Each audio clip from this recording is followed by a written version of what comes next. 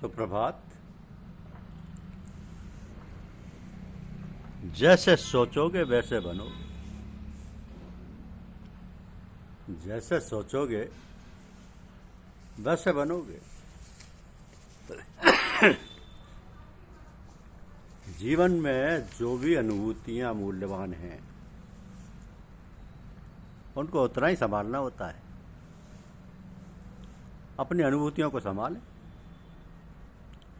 वही आपके जीवन की अनमोल दौलत है जिनसे आपको स्फूर्ति और प्रेरणा पैदा हुई और आप में कुछ श्रेष्ठ करने की ललक जागी।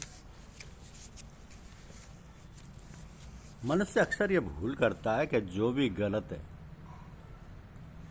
उसका वो स्मरण करता है और जो भी शुभ है उसको भूल जाता है।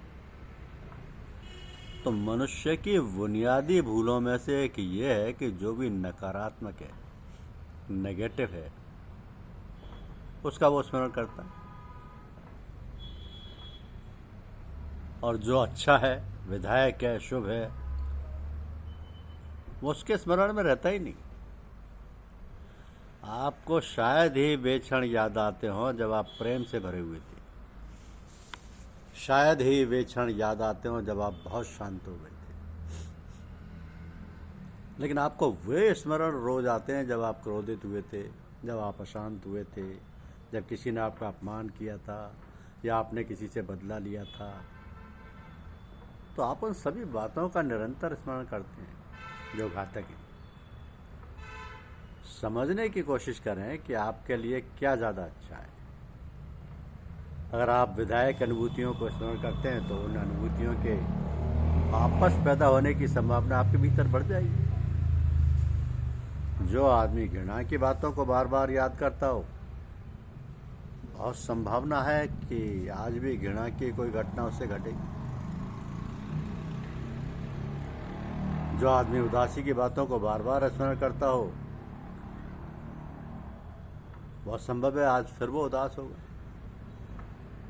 क्योंकि उससे एक तरह के झुकाव पैदा हो जाते हैं और फिर वही बातें उसमें पुनः व्यक्त हो जाती हैं। ये जो भाव है स्थायी बन जाते हैं और जीवन में उन भावों का बार बार पैदा होना आसान हो जाता है। इससे अपने भीतर विचार करें कि आप किस तरह के भावों का स्मरण करने के आदी हैं। हर आदमी स्मरण करता है। अतीत के जिन भावों को आप स्मरण करते हैं, भविष्य में आप उन्हीं भावों के बीज बो रहे हैं और उनकी ही फसल काटेंगे। अतीत का स्मरण भविष्य के लिए रास्ता बन जाता है। स्मरण पूर्वक जो व्यर्थ है, जिसका कोई उपयोग नहीं, उसे याद नहीं करें, उसका कोई मूल्य नहीं। और उसका स्मरण भी आ जाए तो रुके और उस स्मरण को कहें कि बाहर जाओ, तुम्हारी कोई आवश्यकता नहीं। कांटों को भूल जाएं और फूलों का स्मरण रखें। कांटे जरूर बहुत हैं, लेकिन फूल भी हैं। जो फूलों को याद रखेगा, कांटे छीण होते जाएंगे और फूल बढ़ते जाएंगे। और जो कांटों को स्मरण रखेगा, उसके जीवन में हो सकता है वो फूल विलीन हो जाए और केवल कांटे ही रह जाए। तो हम जो स्मरण करते हैं वही बनते जाते हैं। जिसका हम निरंतर विचार करते हैं वह विचार हमें परिवर्तित कर देता है और हमारा प्राण हो जाता है। इसलिए शुभ, सद, जो भी आपको श्रेष्ठ मालूम पड़े उसे स्मरण करें। इतना दरिद्र जीव कोई भी नहीं कि उसके जीवन में शांति के, आनंद के, सौंदर्य के, प्रेम के क्षण ना घटित हुए हों। और अगर आप उनके स्मरण में समर्थ हो गए तो ये भी हो सकता है कि आपके चारों तरफ अंधकार हो, लेकिन आपकी स्मृति में प्रकाश हो और इसलिए चारों तरफ अंधकार भी आपको दिखाई ना पड़े। ये भी हो सकता है कि आपके चारों तरफ दुख हो, लेकिन आपके भीतर कोई प्रेम की, सौंदर्य की, शांति की अनुभूति हो और आपको चारों तरफ कुछ दिखाई ना पड़े। ये संभव है कि बिल्कुल कांटों के बीच में कोई व्यक्ति फूलों में हो, और इसके विपरीत भी संभव है। लेकिन ये हमारे ऊपर निर्भर करता है। जैसी दृष्टि वैसी सृष्टि। हम जैसे देखते हैं वैसी सृष्टि होती जाती है हमारे लिए। क्योंकि सृष्टि का निर्माता तो ब्रह्मा जी, उन्होंने जैसी सृष्टि बनाई है वैसी रहेगी, लेकिन हम उस सृष्टि को किस नज़र से देखते हैं ये मनुष्य के ऊपर निर्भर है कि वह अपने को कहाँ स्थापित कर देता है, तो अपने को कहाँ बैठा देता है। ये हमारे ऊपर निर्भर है कि हम स्वर्ग में रहते हैं, नरक में रहते हैं। स्वर्ग और नरक कोई भौगोलिक स्थान नहीं है, वे मानसिक मनोवैज्ञानिक स्थितियां हैं।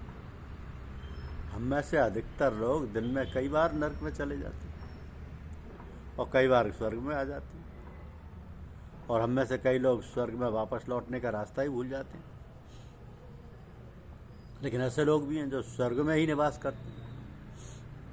आप भी उनमें से एक हो सकते हैं। जरूरत है तो कुछ वैज्ञानिक नियमों को समझने की।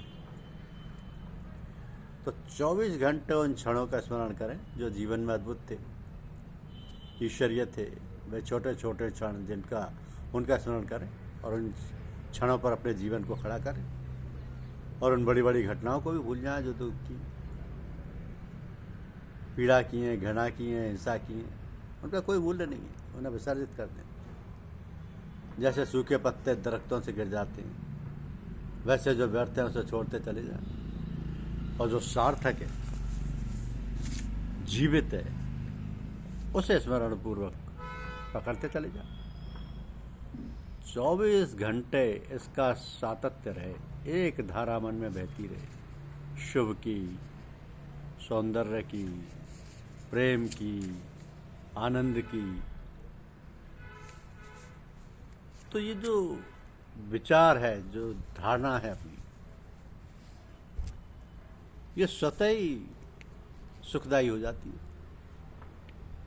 फूलई फलई सदा तरु कानन, रही एक संग गज पंचान, खग मृग सहज बेयर विसराई, सबई परस्पर प्रीति बढ़ाई।